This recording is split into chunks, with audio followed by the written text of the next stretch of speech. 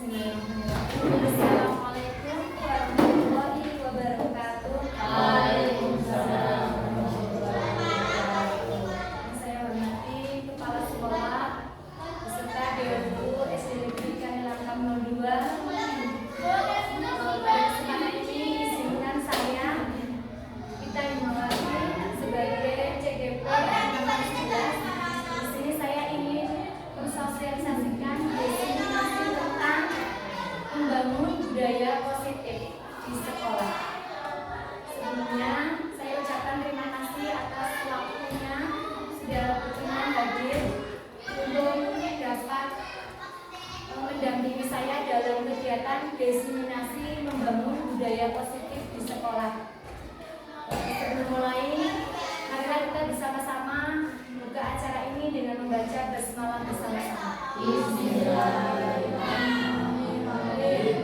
Terima kasih. Semoga dengan membaca basmalah bersama kegiatan diseminasi hari ini berjalan dengan lancar.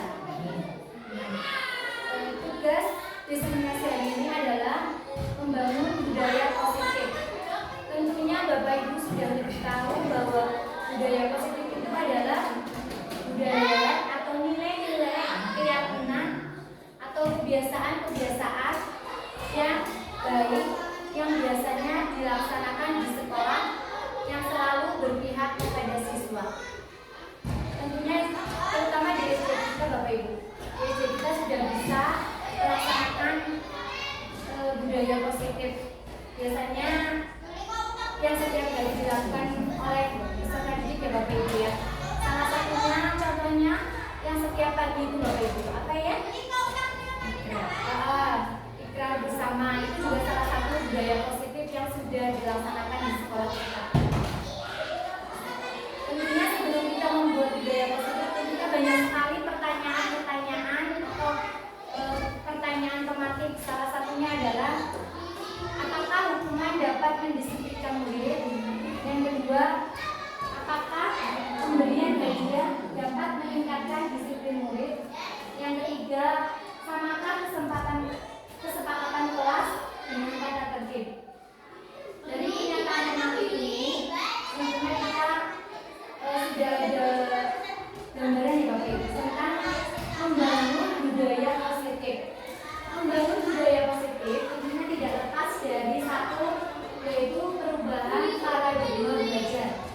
Tentunya setiap guru itu mempunyai metode pembelajaran yang berbeda-beda yang pastinya bisa merubah perubahan paradigma belajar dan bisa menghasilkan pembelajaran yang efektif dan menyenangkan. Yang kedua yaitu disiplin positif.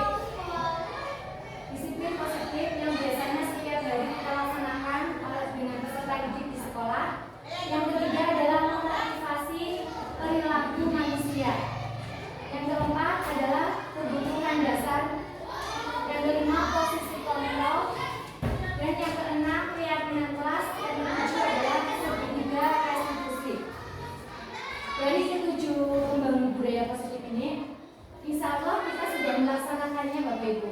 Cuma kita kadang tidak merasa ya, padahal kita sudah melaksanakannya. Lanjut. Budaya positif itu biasanya ada perubahan paradigma belajar. Dulu pendidikan di zaman kolonial dan pendidikan di zaman paradigma baru. Perbedaannya apa Bapak Ibu? Perbedaannya bahwa pendidikan di zaman kolonial itu adalah rakyat diajar hanya membaca, menulis, berhitung untuk kepentingan kolonial. Sedangkan pendidikan paradigma baru adalah pendidikan yang berpusat pada murid untuk mencapai kebahagiaan lahir batin yang setinggi-tingginya. Budaya positif tentunya tidak lepas dari pemikiran filosofi Syekh itu tentang bahwa pendidikan itu adalah menuntun. Pendidikan adalah menuntun, di mana guru itu menuntun siswanya agar menuju ke pribadi yang lebih baik. Jadi seandainya nanti pada saat pembelajaran ada beberapa siswa yang kurang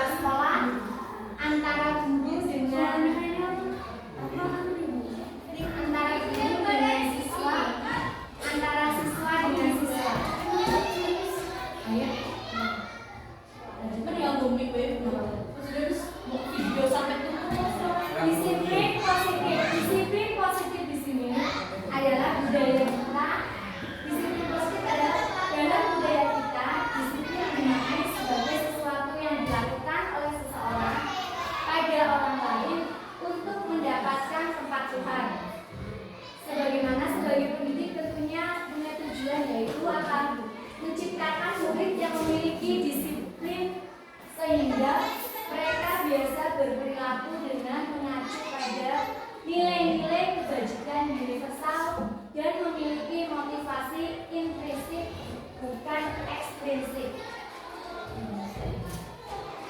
Tentunya di sekolah kita seperti ini ya Bapak Ibu ya. Kita insya Allah sudah melaksanakan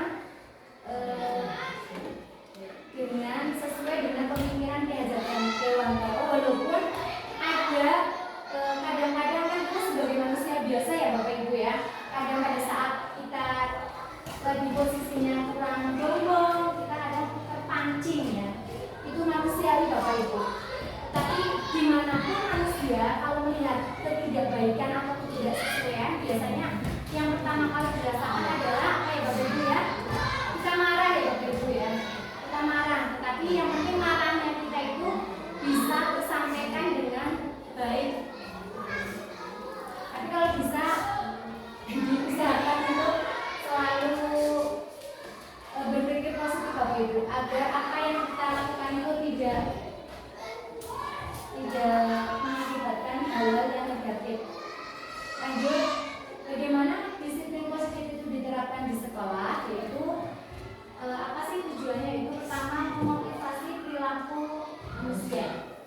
Memotivasi perilaku manusia itu ada dua macam Bapak Ibu, motivasi intrinsik dan motivasi ekstrinsik. Dimana motivasi intrinsik adalah menghargai nilai-nilai kebajikan diri sendiri. Yang kedua, murid melakukan disiplin diri karena sadar akan nilai-nilai kebajikan dalam dirinya. Yang kedua adalah motivasi ekstrinsik, yaitu adalah motivasi antara murid melakukan disiplin diri karena takut dihukum atau menghindari dari hukuman. Itu yang dari luar ya. Selain itu ingin mendapatkan hadiah atau pujian dari orang lain, ini juga termasuk salah satu motivasi ekstrinsik. Di antara kebutuhan dasar manusia ada 5 Bapak Ibu. Yang pertama adalah kebutuhan bertahan hidup, mendapatkan kasih sayang dan rasa diterima. Yang ketiga kesenangan, penguasaan dan kebebasan. Dimana dari kebutuhan itu kita harus mempunyai posisi kontrol Bapak Ibu. Apa posisi kontrolnya? Biasanya yang pertama, kalau kita mengambilnya dengan cara penghukuman, itu imbasnya tidak baik ya Bapak Ibu ya. Walaupun anak-anak takut, itu akhirnya mereka melaksanakannya dengan terpaksa. Yang kedua yaitu pembuatan merasa bersalah. Yang ketiga, kita ambil kontrol dirinya sebagai teman. Itu insya Allah ini yang lebih aman Bapak Ibu kalau kita melaksanakannya sebagai teman. Tapi biasanya ini ada siswa-siswa tertentu ya Bapak Ibu, tidak semua siswa bisa menerimanya, karena ada juga yang sebagai pemantau. Yang keempat, guru sebagai manajer. Contoh menerapkan 5 posisi kontrol guru yaitu contohnya pada kasus murid terlambat datang ke sekolah.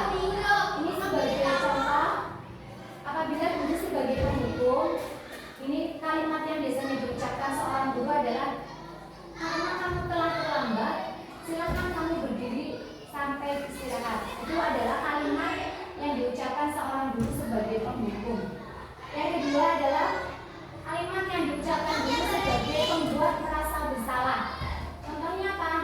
Kalimat tersebut adalah, Pak Guru sangat kecewa sama kamu. Sudah saya ingatkan berkali-kali. Itu adalah kalimat yang diucapkan guru sebagai pembuat merasa bersalah. Yang ketiga adalah sebagai teman. Kalimatnya adalah, lain kali jangan terlambat ya, buat Pak Guru bangga. Itu posisi sebagai teman. Yang ketiga sebagai pemantau.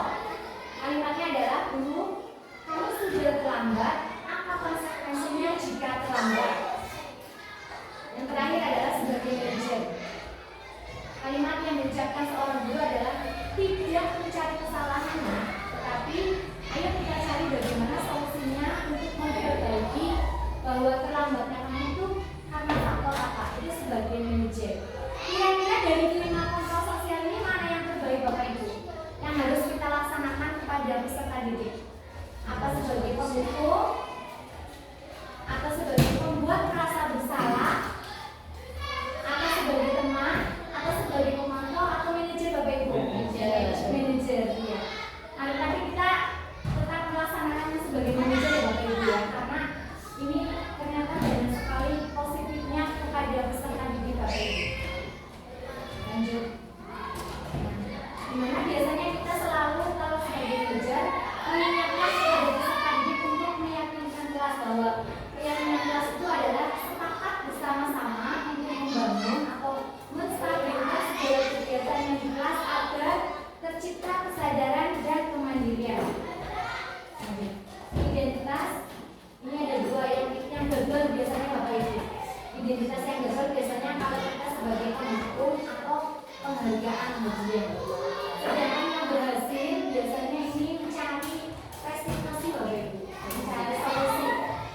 Jadi kita biasakan untuk kalau ada apa-apa yang di sekolah kita harus mencari solusi Bapak Ibu. Lanjut. Bapak Ibu, konsep di sini adalah konsep disiplin dengan pendekatan restitusi, yaitu proses menciptakan kondisi bagi murid untuk memperbaiki kembali pada kelompok mereka dengan karakter yang lebih kuat. Langkah-langkah yang dilakukan pada saat kita melaksanakan restitusi adalah satu, menstabilkan identitas. Biasanya kalimat yang diucapkan adalah setiap orang pasti pernah melakukan kesalahan. Yang kedua adalah validasi tindakan yang salah. Kalimat yang biasanya diucapkan seorang guru adalah kamu pasti punya alasan mengapa kamu melakukan hal tersebut. Yang ketiga, menanyakan keyakinan. Setiap kelas tentunya ada keyakinan ya Bapak Ibu ya. Yaitu kita ingatkan kembali jika ada siswa yang melanggar hasil keyakinan tersebut. Dengan cara apa? Menanyakan apa yang akan kamu lakukan untuk memperbaiki kesalahan tersebut. Terima kasih Bapak Ibu. Inilah diseminasi tentang budaya positif di sekolah. Insya Allah kita sudah melaksanakannya, cuma kita itu belum tertulis ya Bapak Ibu ya. Tapi yang namanya budaya positif itu adalah kebiasaan-kebiasaan yang baik yang selalu berpihak kepada peserta didik. Terima kasih Bapak Ibu atas